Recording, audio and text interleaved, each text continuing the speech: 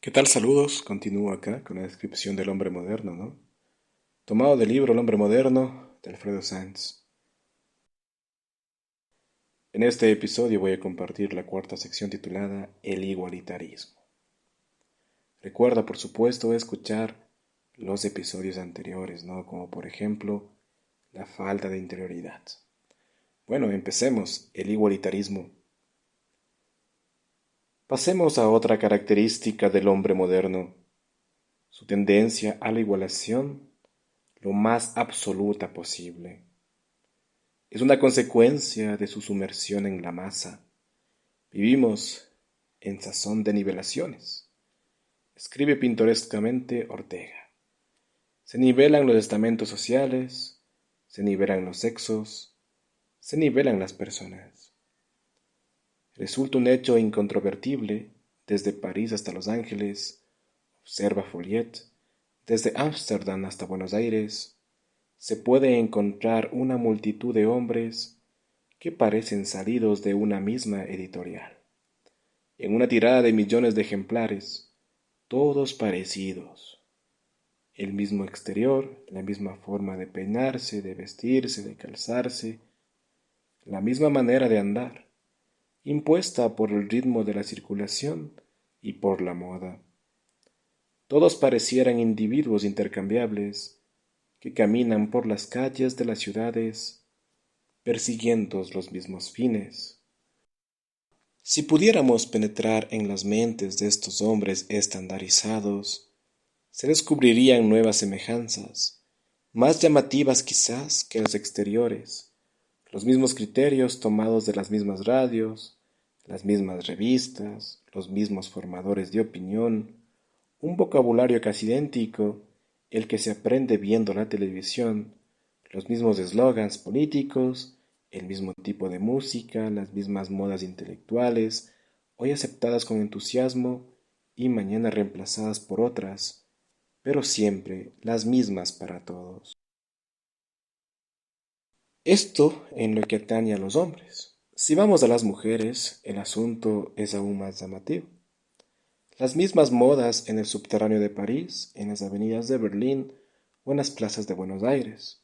Se advierte asimismo una especie de culto de lo artificial, cabellos teñidos con los mismos tonos, rostros cubiertos de los mismos polvos y cremas, uñas pintadas de la misma manera, elementos postizos, cejas, pestañas, etc. Silueta lograda a fuerza de regímenes severos de alimentación, a veces despiadados. Todo les ha sido impuesto desde fuera, por la dictadura de los grandes modistos y peluqueros. Y así, y sí, como hicimos con los hombres, vamos del exterior al interior. Advertimos que, obrando así, la mujer se cree profundamente original. No se da cuenta de que la mayor parte de esas modas provienen del cine, de las novelas, de la publicidad, que sin tregua la sugestiona, y sobre todo de las revistas femeninas que le impulsan a adherirse a lo que todas hacen, so pena de ser una mujer exótica. Lo curioso es que ella se cree libre cuando en realidad no tiene sino la libertad de la veleta que gira según el viento. Refiriéndose a este igualitarismo tan generalizado, Sinclair Lewis, novelista norteamericano que murió en 1951, un crítico bastante acerbo del hombre medio de los Estados Unidos, nos dice en su obra Main Street: las 9 décimas partes de las ciudades norteamericanas son tan parecidas entre sí que es un tedio mortal pasar de una a otra. Al oeste de Pittsburgh, y a veces también en el este, siempre es la misma serrería, la misma estación de ferrocarril, el mismo garaje Ford, las mismas drugstore, las mismas casas en forma de cajita, las mismas tiendas de 2 pisos. Las viviendas más presuntuosas ostentan la misma uniformidad en su afán de diversificarse, los mismos bungalows, los mismos bloques de estuco, los mismos ladrillos con aspecto de tapicería. Las tiendas exhiben los mismos productos nacionales estandarizados anunciados por una propaganda estandarizada. Los periódicos a 5000 kilómetros de distancia presentan la misma composición decidida de esas alturas de un trust. El boy de Arkansas ostenta el mismo traje de confección que el boy de Delaware. Los dos hablan el mismo argot apropiado a los mismos deportes, aunque uno estudie en una universidad y el otro sea un peluquero. Nada hay que pueda distinguirlos, son intercambiables. Andre Siegfried, por su parte, al terminar una gran encuesta sobre los Estados Unidos, contestó que los 100 millones de norteamericanos guardan en sí un asombroso parecido.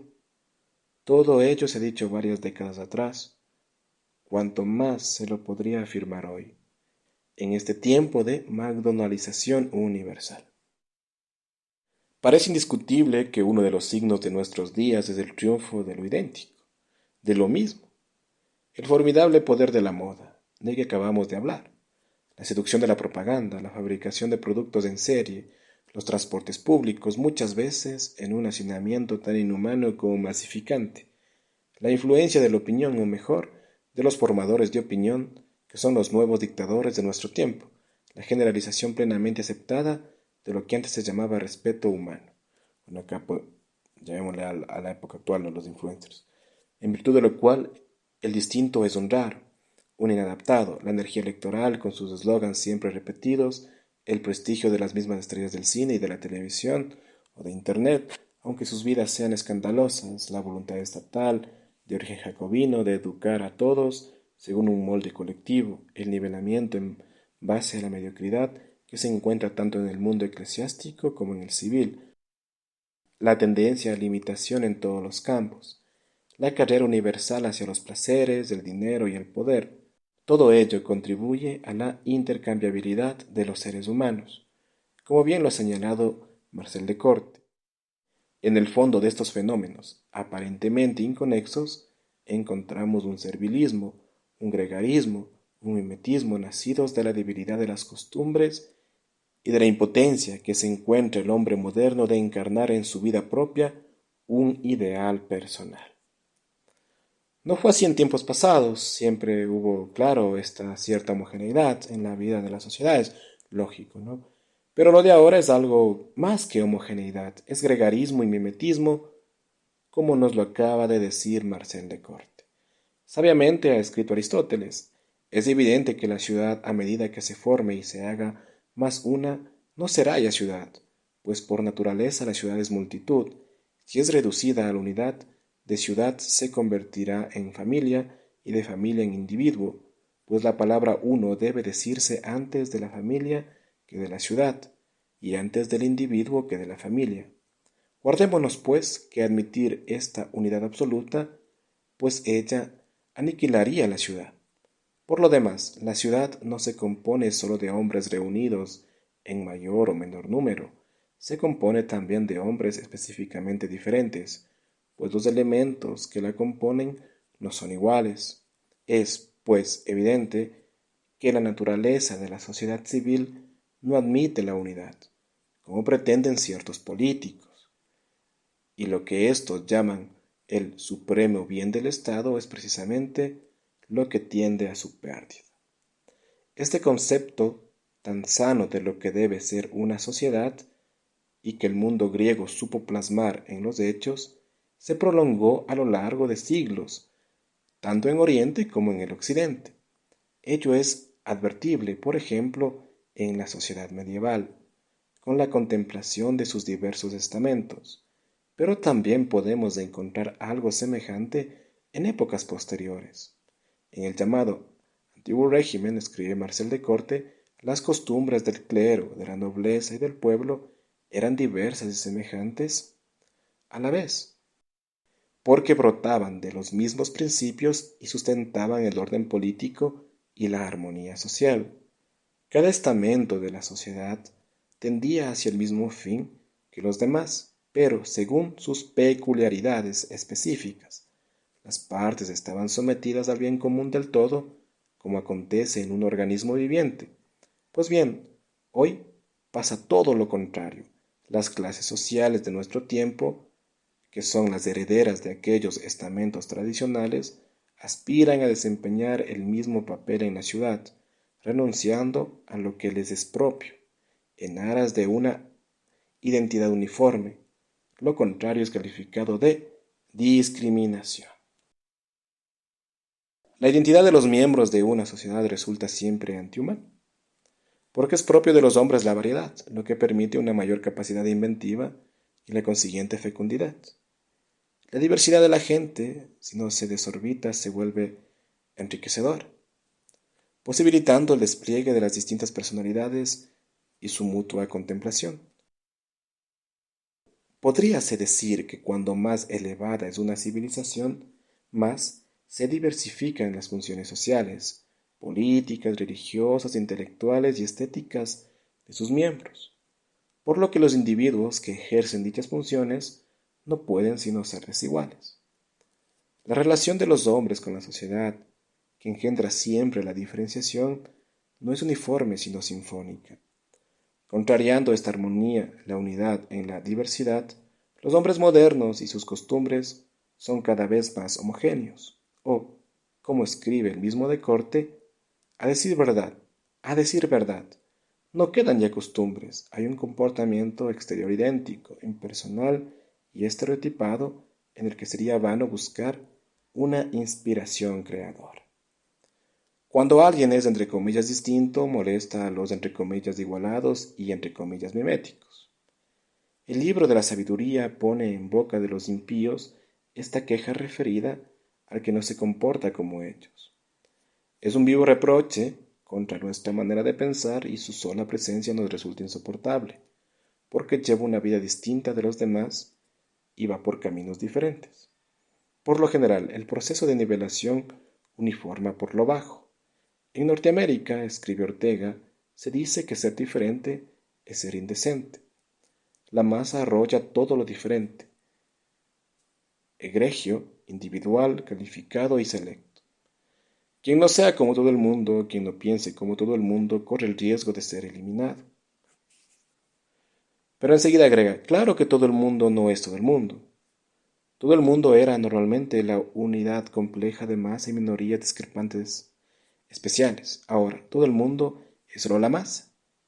Por lo que repetimos, como este tema se conecta con el de la masificación, tema que se vio en el episodio anterior, lo que iguala es la inserción en la masa, todo a ras del suelo. La pretensión de igualar a los que son desiguales constituye una auténtica injusticia. Los árboles del bosque no crecen todos de la misma manera. Unos son pequeños, otros grandes, ningún animal se parece del todo a otro de su misma especie. Ni siquiera los dedos de la mano son iguales. Lo son, sí, los postes telegráficos idénticos y derechos, los canales tan rectilíneos como sea posible. Bien señalaba Gabriel Marcel que la igualdad se refiere a lo abstracto. Los hombres no son iguales, pues los hombres no son triángulos o cuadriláteros. Y agregaba que sería fácil demostrar por qué la dialéctica del igualitarismo culmina en el totalitarismo. Tal dialéctica está precisamente ligada el hecho de que igualdad, siempre una categoría de lo abstracto, no puede trasladarse al terreno de los seres vivos sin convertirse en mentira y consiguientemente sin dar lugar a terribles injusticias. El mismo filósofo francés ha escrito páginas tan valientes como esclarecedoras sobre la falacia e inconsistencia del famoso eslogan de la Revolución Francesa: libertad, igualdad y fraternidad, un eslogan intrínsecamente contradictorio. Donde hay verdadera libertad, afirma, no puede haber total igualdad, y tampoco se debe confundir la igualdad con la fraternidad. Ser igual a otro consiste en no ser menos que él, lo cual significa comparación.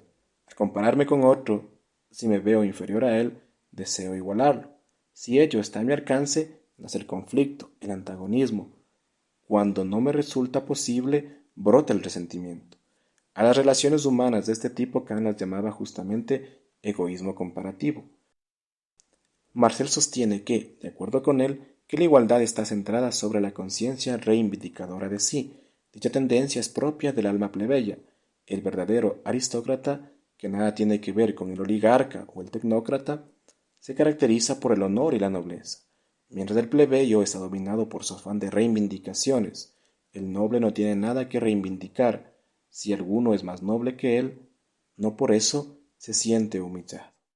Cuando a mediados del siglo XVIII se perfilaba en el horizonte la rebelión de la burguesía contra la nobleza, un inteligente escritor y moralista francés El marqués de Vaubenargues observó que se prefería no tener inferiores a tener que reconocer un solo superior. Este es un rasgo propio de la psicología humana, pero como señalaba Descartes, lo es menos del lugar cada vez más restringido y, en último extremo, inexistente que el mundo moderno reserva a la simple personalidad, cuyas bases hostiga e intenta destruir. Su odio a lo que es superior no constituye en realidad sino una derivación de su negativa a comprender y admirar la personalidad. La Revolución Francesa trató de institucionalizar esta pretensión igualitaria. Una carta de Camilo Desmoulins, revolucionario girondino, que ulteriormente sería mandado a guillotinar por Robespierre, en los tiempos en que todavía tenía la cabeza sobre sus hombros, ilustró así este asunto. A mis principios se ha unido el deseo de ponerme en mi lugar, de mostrar mi fuerza a los que me habían despreciado, de humillar hasta mi nivel a los que la fortuna había colocado por encima de mí. Mi divisa es la de los hombres honrados, ningún superior. Tal fue una de las ideas básicas de la Revolución Francesa y de la Declaración de los Derechos del Hombre. La moderna tendencia al igualitarismo está estrechamente unida con el vicio de la envidia. Nos parece genial la expresión de Víctor Hugo, igualdad, traducción política de la envidia. Bien ha escrito Vega Letapié. Si la libertad desenfrenada se deriva del pecado de soberbia, del non serviam, de Lucifer, podemos encontrar el origen del principio de igualdad absoluta en el pecado de envidia en que cayeron nuestros primeros padres en el paraíso, al dejarse seducir por el pecado de la serpiente. Se abrirán vuestros ojos y seréis como Dios es. También en la Revolución Soviética se propuso concretar el proyecto igualitario, pero en un gran hormiguero social. Si antes el burgués intentó rebajar al noble poniéndolo a su nivel, ahora el proletario buscaría lo mismo, haciendo que el burgués descendiese a su rango. Siempre un movimiento que tiende hacia abajo. El trasfondo ideológico de lucha de clases, del combate del proletariado contra la burguesía, no es sino la expresión de un marcado complejo de inferioridad. La clase explotada busca su liberación y a la envidia humillada sucede el orgullo de clase.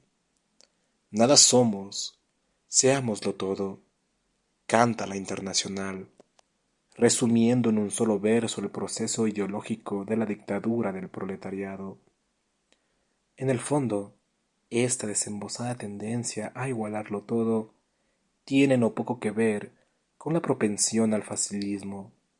En vez de subir uno, hacer bajar a los demás. Aquí interviene lo que Nietzsche llamaba la ley de la transmutación de los valores.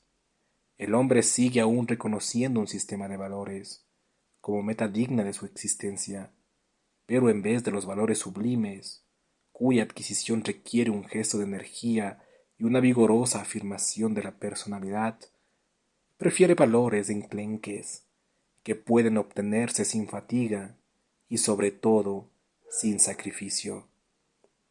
Genialmente ha señalado Marcel Descartes una de las paradojas más notables de nuestro tiempo. Jamás los hombres fueron más parecidos unos con otros, pero jamás estuvieron más atomizados, ni se mostraron más egoístas, ni vivieron más separados. Trae a colación una fina y profunda observación de Abel Bonnard, escritor francés de comienzos de siglo. Cuando una sociedad, que no hace sino sobrevivir, se disgrega en hombres aislados, cuya pobreza interior no queda rescatada por ninguna relación a un fondo común a todos, sin tierra, sin religión, sin disciplina, funcionarios hastiados de su empleo, artesanos cansados de su oficio, obreros que no aman su trabajo y cuyo trabajo es, demasiadas veces, indigno de ser amado. ¿Qué medios de rehacer su vida les queda a estos individuos desintegrados, si no es por medio de opiniones revolucionarias? ¿Cómo puede el grano de polvo volver a entrar en el drama universal sino gracias al torbellino de los vientos. Es lo que antes decíamos acerca del desarraigo, estirpadas todas las raíces que unen a la tierra, a la familia, a la patria, a Dios, solo quedan nombres desintegrados, lo propio de una sociedad ordenada, cuyos miembros se nutren en sus raíces naturales, es la unidad en la diversidad y la diversidad en la unidad. Pero todo ello es ahora una caricatura. La unidad se convierte en uniformidad, similitud, copia. La diversidad se convierte en individualismo, dispersión, anarquía, y la rebelión brota instintivamente. Lo más grave es que este hombre masa, sabiéndose vulgar y entendiendo que ha logrado poner a todos a su nivel, tiene el coraje de afirmar, como lo decía Ortega, el derecho a la vulgaridad, y trata de imponerlo a los demás. Antes era conducido por los más capaces, ahora ya no hay más capaz que él, por lo que pretende dirigir y gobernar a sus compatriotas, incluidos los realmente capaces. Este hombre piensa que la vida es fácil, holgada, sin exigencias de perfeccionismo, lo que lo lleva a afirmarse a sí mismo tal cual es, contentándose con su haber moral e intelectual. De este modo, al tiempo que anhela ejercer dominio político, se cree capaz de opinar de todo lo que cree conocer, juzgando, decidiendo y pronunciándose dogmáticamente y sin información alguna sobre las más delicadas cuestiones del orden moral y social. Describiendo la sociedad de nuestro tiempo, Ernesto Sábato nos ha dejado un texto que alude a varios de los aspectos que hemos tratado: mecanización, robotización, alienación y desacralización del hombre. La concentración industrial y capitalista produjo en las regiones más avanzadas un hombre desposeído de relieves individuales, un ser intercambiable, como esos aparatos fabricados en serie. La modernidad llevó a cabo una siniestra paradoja. El hombre logró la conquista del mundo de las cosas a costa de su propia cosificación. La masificación suprimió los deseos individuales, porque el superestado, capitalista o comunista, necesita hombres idénticos. En el mejor de los casos, colectiviza los deseos, masifica los instintos, embota la sensibilidad mediante la televisión y ahora diríamos también las redes sociales, unifica los gustos mediante la propaganda y sus eslogans, favorece una especie de panonirismo, la realización de un sueño multánime y mecanizado. Al salir de sus fábricas y oficinas, los hombres y mujeres, que son esclavos de maquinarias y computadoras, entran en los deportes masificados, en el reino ilusorio de los folletines y series televisivas fabricadas por otras maquinarias. Son tiempos estos en que el hombre se siente a la intemperie metafísica, aquella ciencia que los candorosos creían que iba a dar solución a todos los problemas físicos y espirituales del hombre, acarreó, en cambio, estos estados gigantescos con su deshumanización.